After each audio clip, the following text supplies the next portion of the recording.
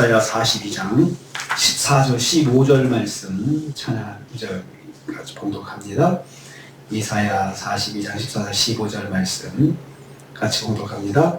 내가 오랫동안 조용하며 잠잠하고 참았으나 내가 해산한 여인같이 부르짖으리니 숨이 차서 심히 헐떡일 것이라.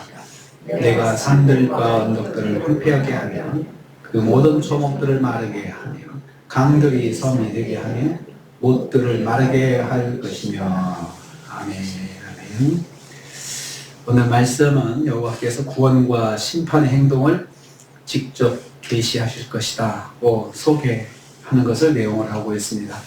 오늘 말씀은 지금까지는 여호와께서 해가지고 제3자인 선지자를 통해서 하나님의 무엇을 행하실지 이렇게 기록을 하고 소개를 했어요. 바로 앞절까지는 여호와께서 하다가 14절 15절에서 주어가 바뀝니다. 내가 이렇게 표현되고 있습니다. 여호와께서 오랫동안 참으셨다고 말씀하셨습니다. 14절 전반 부분이나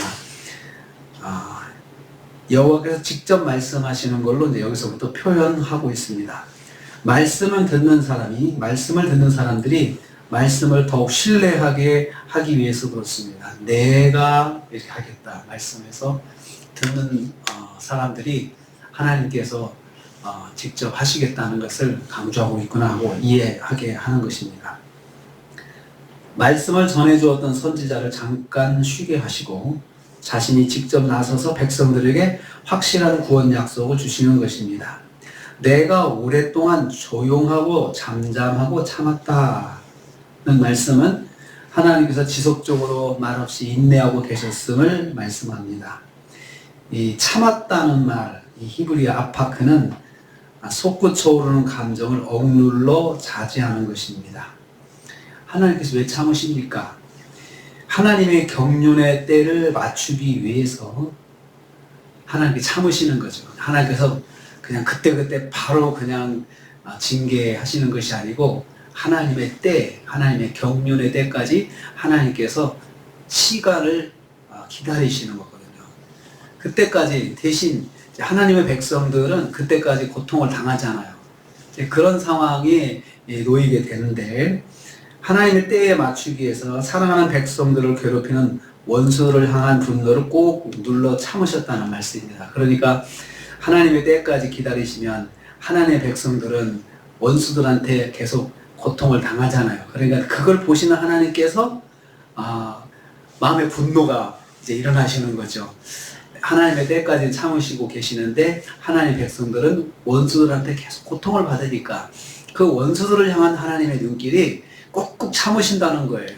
하나님께서 너희들 그 때까지는 두고 보자라고 그렇게 하시면서 참으신다는 거죠. 하나님의 시간까지 원수들의 악행을 참으시는 하나님의 마음은 분노로 가득합니다. 그 표현입니다. 그래서 우리도 어떤 시기까지는 딱 참잖아요. 참을 때 그냥 마음이 편한 건 아니죠. 마음에 불편하고 힘들고 때때로 화도 나고 근데 그런 마음이 하나님도 있으시다는 거죠. 하나님의 마음은 하나님의 때까지 하나님의 백성들을 그냥 고난 가운데 놔두실 때 그냥 하나님 말씀이 마음이 편하신 게 아니라는 말입니다. 편하신 게 아니고 하나님도 마음에 그 악을 행하는 사람들을 향한 하나님 마음이 이렇게 분노가 가득하시다. 이걸 참으신다는 것입니다. 두 번째로 여호와께서 해산하는 여인 같은 마음으로 구원을 베푸신다는 말씀입니다. 14절 후반부입니다. 내가 해산하는 여인같이 부르짖으리니 라고 말씀하고 있습니다. 이것은 여호와의 백성을 구원하시는 하나님의 모습입니다. 여호와께서 자신을 해산하는 여인 같은 모습으로 묘사하셨습니다. 여호와께서 해산하시는 여인처럼 일정 기간 동안 침묵하고 인내해 오셨지만 이제는 해산하는 여인이 해산의 숭고한 고통 중에 하나님의 백성을 고통 중에 그 자식을 낳는 것처럼 하나님의 백성을 구원하시는 일들을 이루시겠다.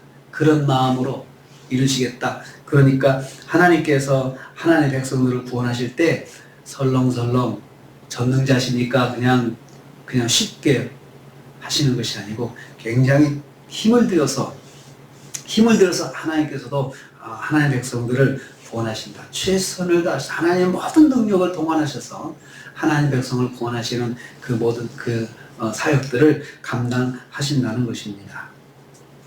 숨이 차서 헐떡을 것이라 이렇게 말씀했습니다. 이 말씀은 분만하는 몇 시간 동안 체력이 완전히 고갈될 정도로 온 힘을 쏟아붓듯이 여호와께서 백성의 대적을 파멸시키는 일, 그리고 백성을 구원하시는 일에 온 힘을 다 기울이신다는 뜻입니다. 우리가 성경 묵상에서 아시다시피 하나님께서 한번 행하시면 그냥 쉽게 그냥 설렁설렁 하지 않으세요. 하나님이 한번 심판 행하시면 철저하고 온전하게 죄인이 심판을 받습니다. 마찬가지로 하나님의 구원도 그렇다는 것입니다. 해산하는 여인이 그냥 온 힘을 다해서 호흡을 조절해 가면서 아이를 낳기 힘을 쏟는 것처럼 하나님께서 하나님의 백성들을 구원하신 일, 그리고 대적들을 심판하시는 일을 행하실 때 그렇게 온 힘을 다하여서 하나님의 전 능력으로 그렇게 하신다는 것입니다. 그러니까 심판도, 대적에 향한 심판도 완전한 심판이 되는 것이고, 하나님의 백성을 향한 구원의 역사도 완전하게 이루어진다는 것입니다. 여호와께서 해산한 여인처럼 온 힘을 다해 자기 백성을 구원해 주실 것이다. 그러니까 하나님의 구원의 역사가 일어날 때, 또 하나님께서 하나님의 백성들을 고난 가운데서 다시 이렇게 세우실 때 완벽하게 세우시고 완전하게 세우신다는 것입니다. 세 번째로 여호와께서 대적을 철저하게 심판하실 것입니다. 15절 말씀 보면요, 큰 산과 작은 산을 황무하게 하신다. 누가요? 내가 15절 내가 이렇게 할 것이다 지금 말씀하시잖아요. 내가 그렇게 하신다는 거죠. 그래서 큰 산과 작은 산은 이름을 알 수 없는 큰 나라들과 작은 나라들을 말합니다. 그러니까 세상에 많은 나라들, 무수한 나라들, 큰 나라들, 그 강대국, 그 아수르나 바벨론이나 이런 나라들뿐만 아니고 또 기타 크다고 생각하는 나라들, 이름을 알 수 없는 세상에 존재하는 그런 나라들, 그들 가운데 하나님을 대적하고 하는 그런 나라들, 하나님의 사람들을 직간접적으로 고통을 주는 그런 나라들, 이런 나라들을 말합니다. 이름을 알 수 없는 큰 나라와 작은 나라들, 또 동시에 하나님의 백성을 대적하는 무수한 적들을 그렇게 표현하고 있습니다. 큰 나라들, 작은 나라들을 표현하고 있습니다. 이들을 하나님께서 반드시 심판하신다는 말씀입니다. 그 초목을 마르게 하신다고 그랬습니다. 큰 산과 작은 산에 기대어 사는 세력들까지, 그 큰 산과 작은 산에 그 깃들어 사는 그 나무들, 초목들, 그 초목들까지 하나님께서 심판하신다는 것을 말씀합니다. 강들로 섬이 되게 하신다. 강이 있는데 강이 물이 쫙 빠져가지고 말라가지고 마르면은 그 위에 울퉁불퉁한 그 바닥에 있는 그 울퉁불퉁한 나무, 이런 언덕들이 나오잖아요. 그런 것들이 다 드러나게 하신다. 강바닥 다 드러나가지고 그 속에 있는, 바닥에 있는 보이지 않는 작은 것들, 이것까지, 이 작은 나라들, 그 나라들에 기대어 사는 그 작은 것들까지도 하나님께서 심판하신다는 거죠. 박박 긁어서 심판하신다, 그런 뜻인 것 같습니다. 강들로 섬이 되게 하신다, 그 말씀이 그것입니다. 하나님의 축복은 광야가 변해서 물웅덩이가 되게도 하시지만, 이게 축복이죠. 광야에서 샘이 나게 하시는 게 하나님의 축복이지만, 반대로 저주는 강물을 마르게 하셔서 아주 그냥 강바닥이 확 드러나게 하시는 그런 것도, 그러한 것이 하나님의 저주입니다. 하나님의 심판입니다. 하나님께서 똑같은 곳을, 마른 땅을 샘이 나는 웅덩이가 되게 하시고, 그렇지만 큰 강물도 마른 바닥에 드러나게 하시는 하나님의 역사가 있다는 것입니다.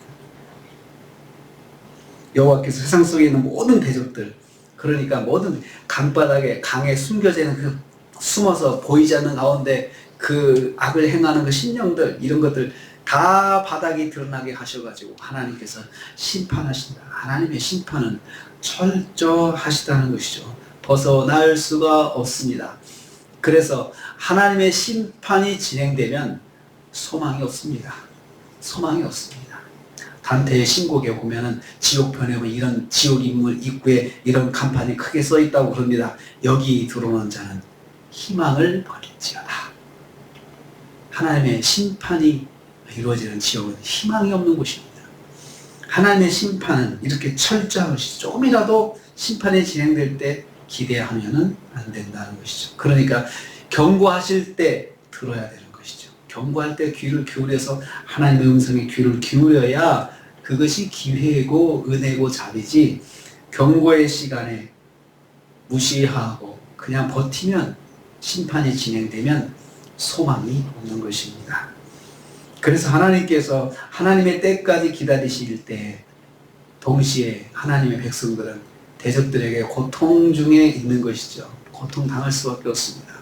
하나님의 때까지 기다리시면서 그런 것이 있지만 하나님은 그럴 때 마음에 막 속상하시면서 분노를 쌓으시면서 그 대적들을 향한 분노를 하나님께 쌓으시면서 결국은 심판의 때 그 분노가 다 쏟아진다는 것입니다.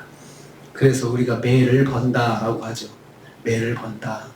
하나님께서 참으시는 것을 자비와 사랑으로 알고 하나님의 영성을 듣고 순종해야 되는데 그걸 자기가 잘하는 것처럼 버티면 매를 버는 수밖에 없습니다.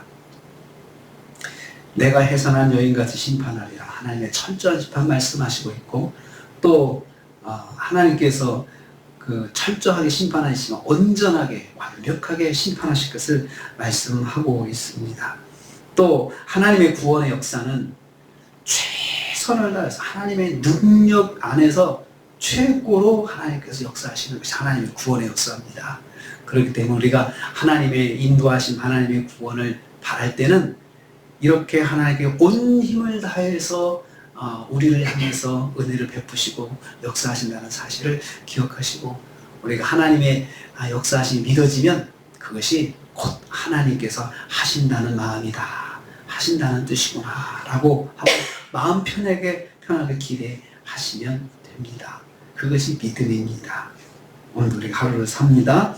우리를 위해서 온 힘을 다해서 해산하는 여인처럼 온 힘을 다해서 구원의 역사를 이루신 하나님, 그 하나님을 기대하시고 오늘 하루도 말씀 안에 승리하시는 저와 여러분 되시기를 주님의 이름으로 축복합니다.